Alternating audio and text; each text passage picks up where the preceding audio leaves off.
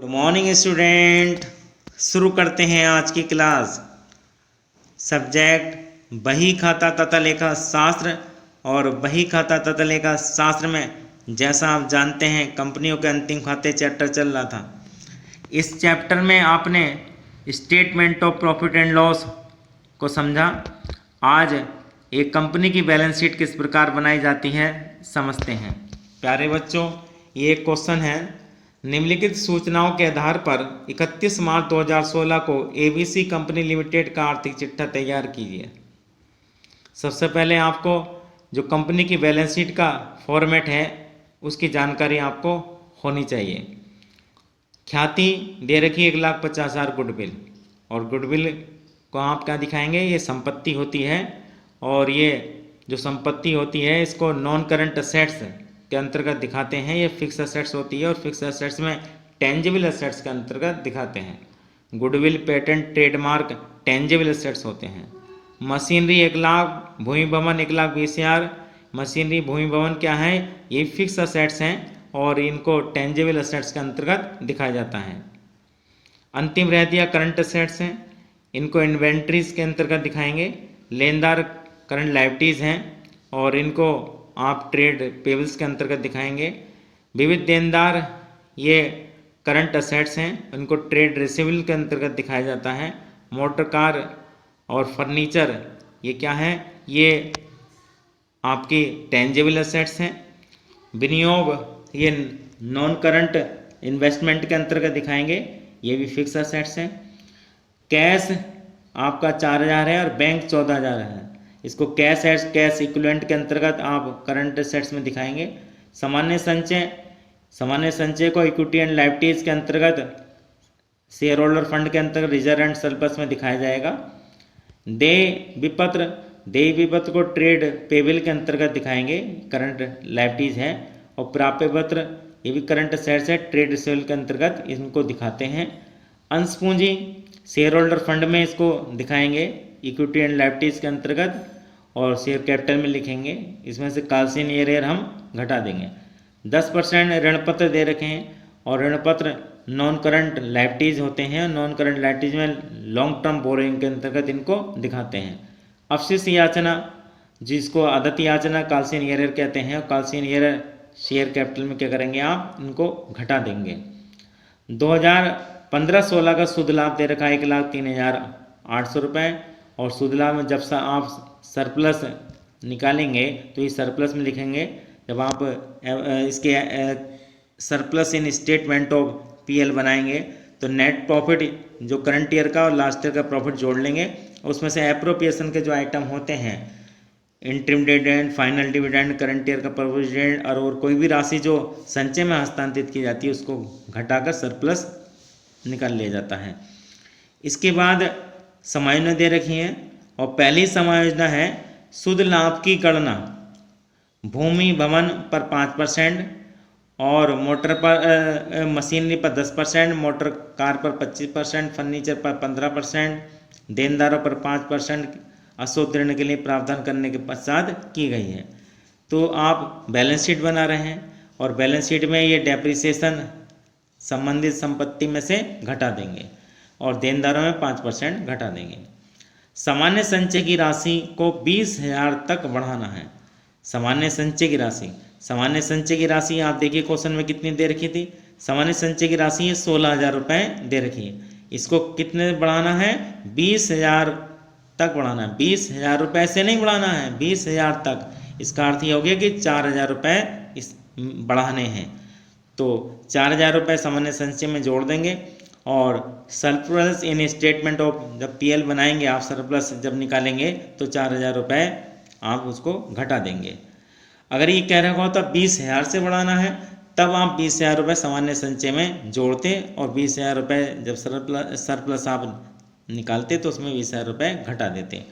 अब ये 20,000 रुपये तक दे रखा है तो आपको करना, जो पुरानी राशि है 16,000 रुपये वो 20,000 में कम करनी है। इसका मतलब 4,000 रुपये आपने को सामान्य संचय में आप इंक्रीज करने हैं, वृद्धि करने, 4,000 रुपये इसमें बढ़ाने हैं।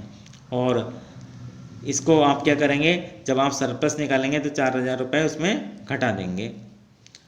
अब जो बनाते हैं बैलेंस शीट, ये बैलेंस शीट है और बैलेंस शीट बनाने से पहले सबसे पहले हम वर्किंग नोट बनाएंगे।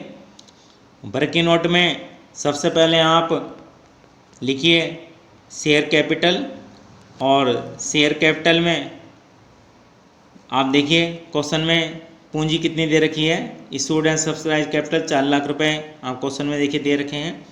उसमें से काल्सिन एयर आप घटा दीजिए, अवशिष्ट याचना अदत याचना क्या करते हैं घटा देते हैं।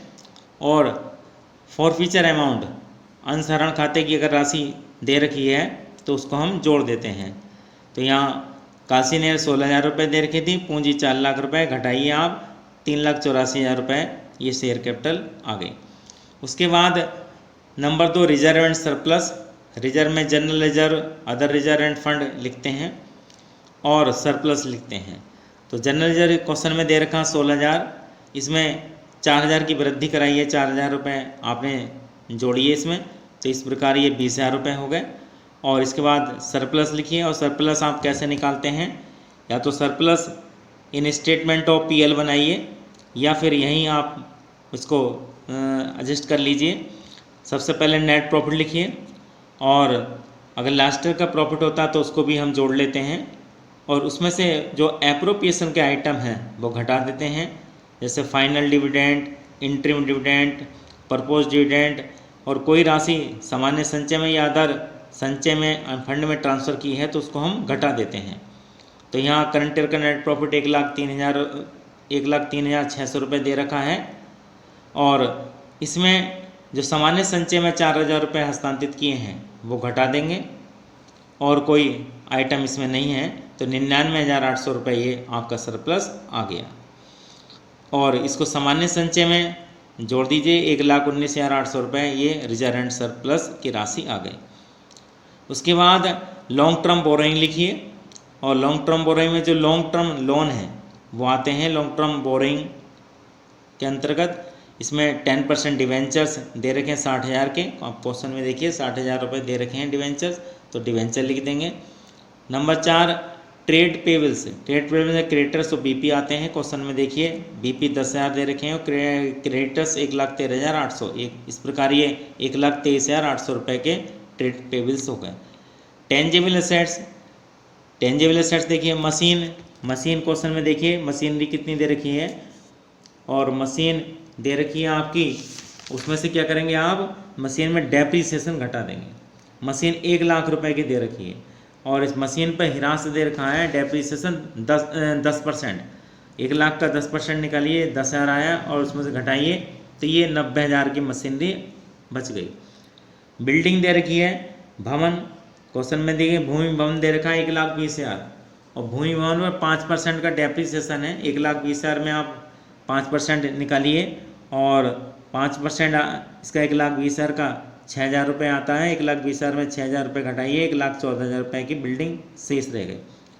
मोटर कार देखिए 16,000 रुपये की दे रखी है, 16,000 का आप 25% डेप्रीसिएशन इस पर दे रखा, समझने में देखिए 16,000 का 25% आप निकालिए तो 4,000 आया, और 16,000 में 4,000 रुपये घटाइए, 12,000 रुपये की मोटर कार आपके पास इस समय मौजूद है। फर्नीचर दे रखा है क्वेश्चन में, आप फर्नीचर देखिए, फर्नीचर कितने रुपए का दे रखा है 12,000 का, और फर्नीचर पर जो हिरास दे रखा है वो 15% दे रखा है। 15% हिरास इसका 12,000 का निकालिए, और ये 1,800 रुपये आया। इस प्रकार फर्नीचर का शेष 10,200 रुपये बचा। ये टेंजेबल एसेट्स का टोटल कर लीजिए, यह आपका 2,26,200 रुपये आ गया। उसके बाद इंटेंजेबल एसेट्स, और इंटेंजेबल एसेट्स में केवल गुडविल दे रखी है 1,50,000 रुपये की। उसके बाद आप 7 नंबर में नॉन करेंट इन्वेस्टमेंट, ये इन्वेस्टमेंट दे रखा है 1,40,000 रुपये का। उसके बाद इन्वेंट्रीज में क्लोजिंग स्टॉक दे रखा है क्वेश्चन में 84,000 रुपये का। उसके बाद ट्रेड रिसीवेबल्स में डेप्टर्स और बीआर आते हैं। डेप्टर्स 52,000 रुपये के दे रखे हैं, और इस पर समायोजन में 5% अशुद्ध ऋण के लिए प्रावधान दे रखा है, और 52,000 का 5% 2,600 रुपये हो गया, घटा दीजिए आप, 49,400 रुपये के देनदार शेष बचे। इसमें आप देखिए प्राप्य विपत्र कितने दे रखे हैं, बी आर दे रखे हैं 20,000 रुपये के, इसको जोड़ दीजिए तो ये 69,400 रुपये ट्रेड रिसीवेबल के आ गए।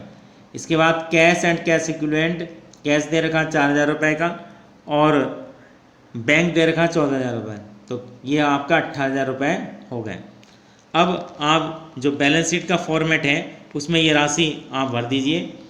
सबसे पहले आप इसके फॉर्मेट में इक्विटी एंड लायबिलिटीज़ में, और ये इसके अमाउंट के 2 कॉलम आप बना सकते हैं, एक भी कॉलम बना सकते हैं, क्योंकि प्रीवियस ईयर की आपके पास नहीं है इसकी फिगर, आपके पास केवल करंट ईयर की फिगर है और करंट ईयर की फिगर में ही आप भरेंगे।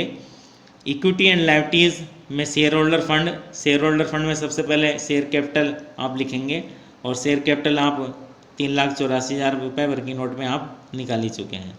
रिजर्व एंड सरप्लस में भी आप 1,19,800 रुपये निकाल चुके हैं। Money received against share warranty ये है नहीं, आप डैश लगा दीजिए। Share application, money pending allotment ये भी नहीं है। नॉन करंट लायबिलिटीज़ में borrowing, long term borrowing debenture दे रखे थे, आपने लिखे थे 60,000, और डिफर्ड टैक्स लायबिलिटीज़ नहीं है, अदर लॉन्ग टर्म लायबिलिटीज़ नहीं है, लॉन्ग टर्म प्रोविज़न भी नहीं है। अब करंट लायबिलिटीज़ में आप देखिए शॉर्ट टर्म बोरोइंग नहीं दे रखा और ट्रेड पेबल आपने निकाला था, trade payables 1,23,800, other current liabilities भी नहीं है, शॉर्ट टर्म प्रोविज़न भी नहीं है, बट टोटल कर लीजिए और ये आपका टोटल 6,87,600 रुपये आ जाता है। इसके बाद असेट्स में सबसे पहले आप लिखेंगे नॉन करंट असेट्स, और नॉन करंट असेट्स में आप लिखेंगे फिक्स असेट्स में टेंजेबल असेट्स आप निकाल चुके हैं नीचे वर्किंग नोट में 2,26,200। इंटेंजेबल में आप 6 नंबर पर आप निकाल चुके हैं इसका वर्किंग नोट 1,50,000, और कैपिटल वर्किंग प्रोग्रेस ये है नहीं, इंटेंजेबल अंडर असेट डेवलपमेंट ये भी नहीं है। नॉन करंट इन्वेस्टमेंट 1,40,000 रुपये के, डिफर्ड टैक्स ये भी नहीं है, और long term loan and advance ये भी नहीं है, अदर नॉन करंट असेट्स ये भी नहीं है। इसके बाद करंट असेट्स में सबसे पहले आप लिखिए करंट इन्वेस्टमेंट, और करंट इन्वेस्टमेंट नहीं है। इन्वेंट्री लिखिए, इन्वेंट्री में 84,000 रुपये, और ट्रेड सेल में 69,400 रुपये, कैश एंड कैश इक्विवेलेंट में 18,000 रुपये, और short term loan and advance नहीं है, अदर करंट असेट्स नहीं है, और टोटल करिए आप। इस प्रकार ये 6,87,600 रुपये असेट्स का टोटल आ गया। इस प्रकार दोनों टोटल बैलेंस शीट के बराबर आते हैं। और प्यारे बच्चों, इस प्रकार ये बैलेंस शीट आपकी बन गई। उम्मीद करते हैं सभी बच्चों की समझ में ये क्वेश्चन आया होगा। अगर कोई बात आपके समझ में नहीं आती है तो आप कमेंट में लिख सकते हैं। आपकी हर समस्या का समाधान करने की हम पूरी कोशिश करेंगे। धन्यवाद।